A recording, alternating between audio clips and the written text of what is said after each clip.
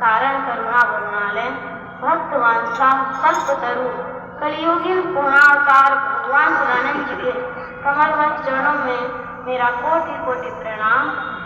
तत्पश्चात यहाँ पर उपस्थित समस्त महात्मन वृंद, गुरुजन वृंद, सहपाठी वृंद, अन्य बाहर से आए हुए सभी श्रोता वृंद को मेरा जय प्रभु सदानंद। दिल से बोली आनंद कंद लीलाधारी सदानंद भगवान की जय। वास्तव में जब हम जीवात्मा पर भगवान की असीम और विशेष कृपा जब होती है तब ही हमें संत और सत्संग की प्राप्ति होती है।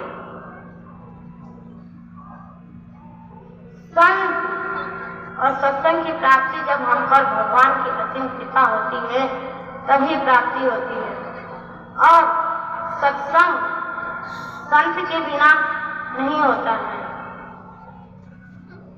और बिनु सत्संग विवेक न होई, राम कृपा बिन सुलभ न सोई। अर्थात सत्संग के बिना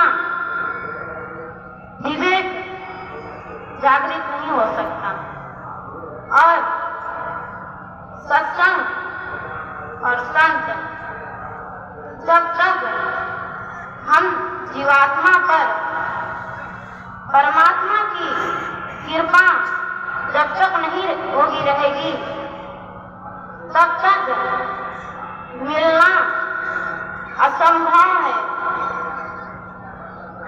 बहुत बहुत जन्मों के पुण्य कमाने के बाद हमें संत की प्राप्ति होती है। संत की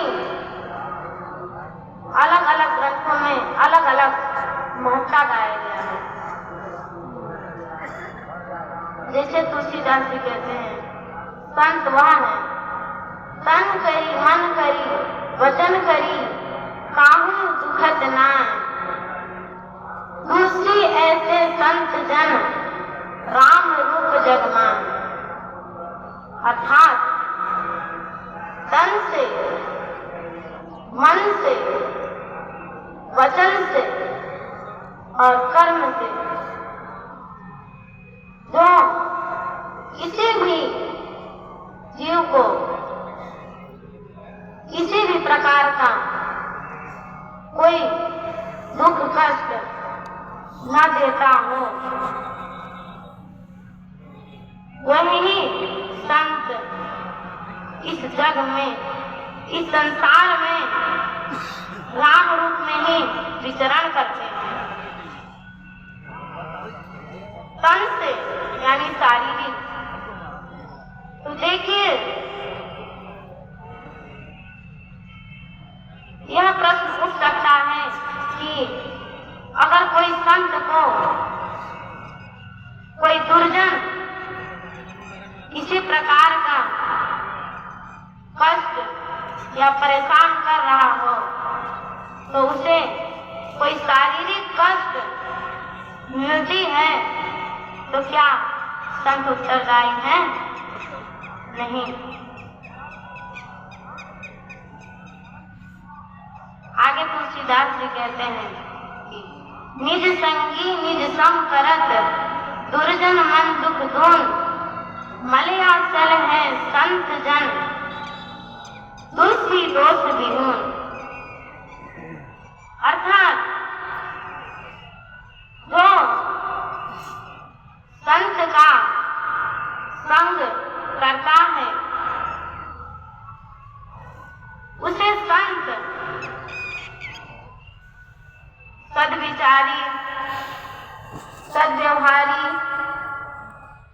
सदाचारी, सत्कर्मी, भगवत समर्पित शरणागति बना देता है।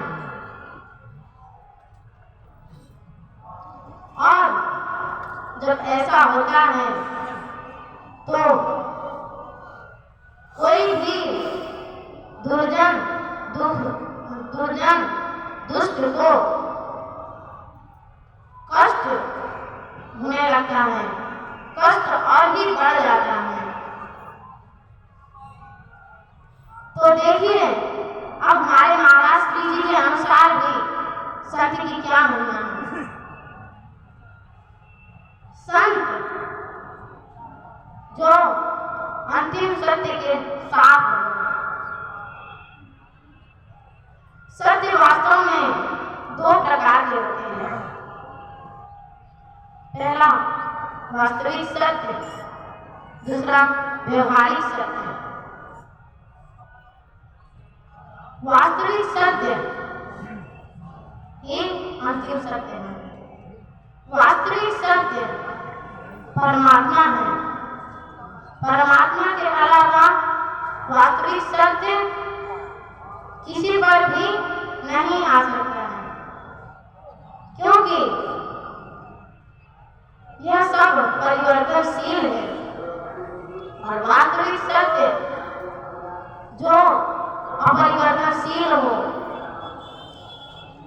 जो था है और रहने वाला है, जो कभी न बदलता हो, वह ही वास्तविक सत्य है।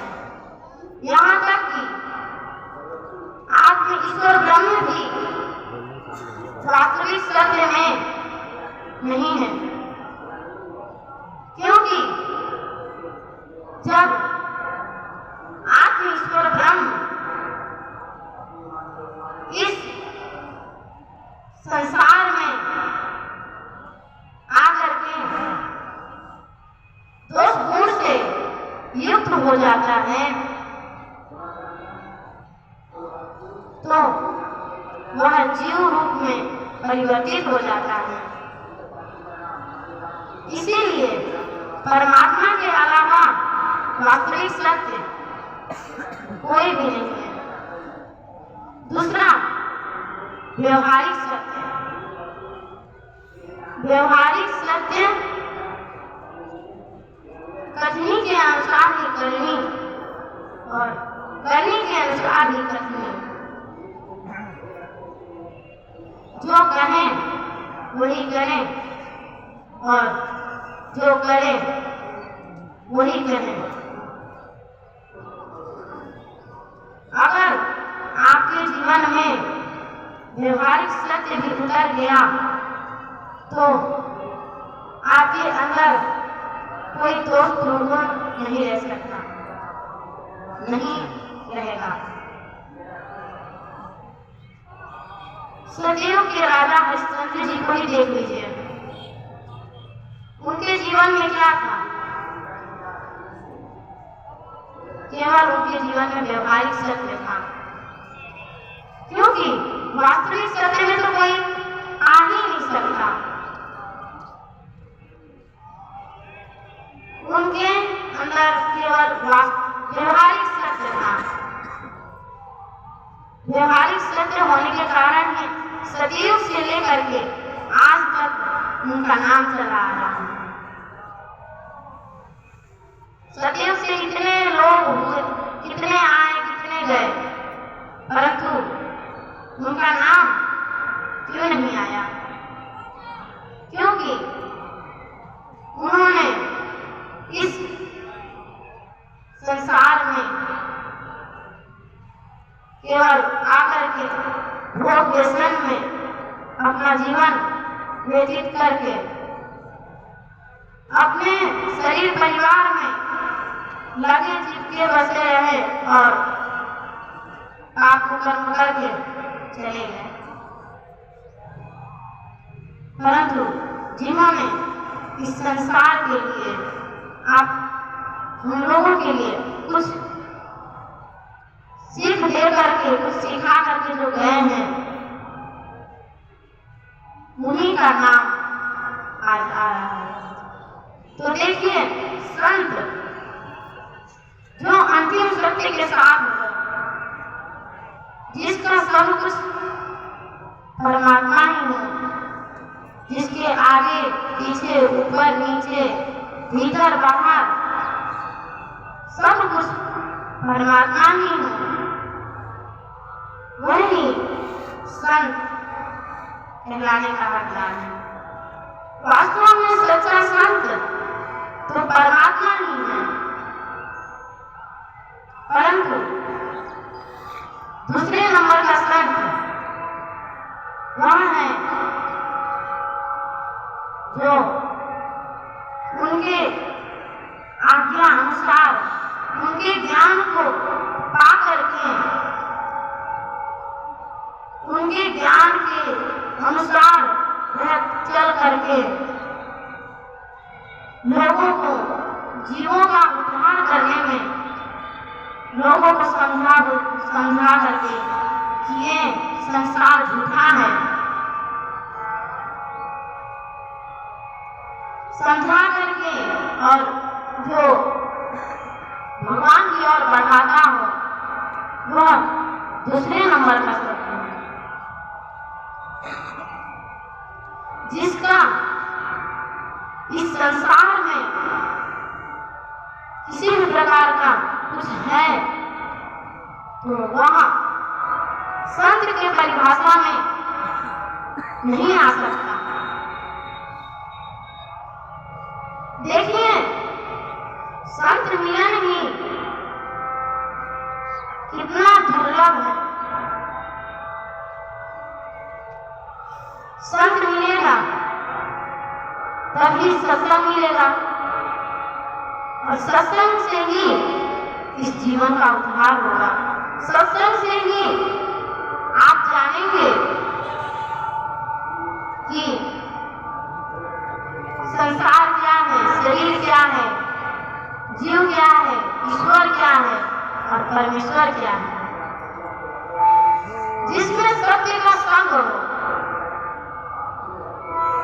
आप सत्य का संग कैसे किया जाता है आप जानेंगे और सत्य की ओर बढ़ेंगे, वास्तविक सत्य की ओर। संत मिलन वास्तव में इतना दुर्लभ होता है जब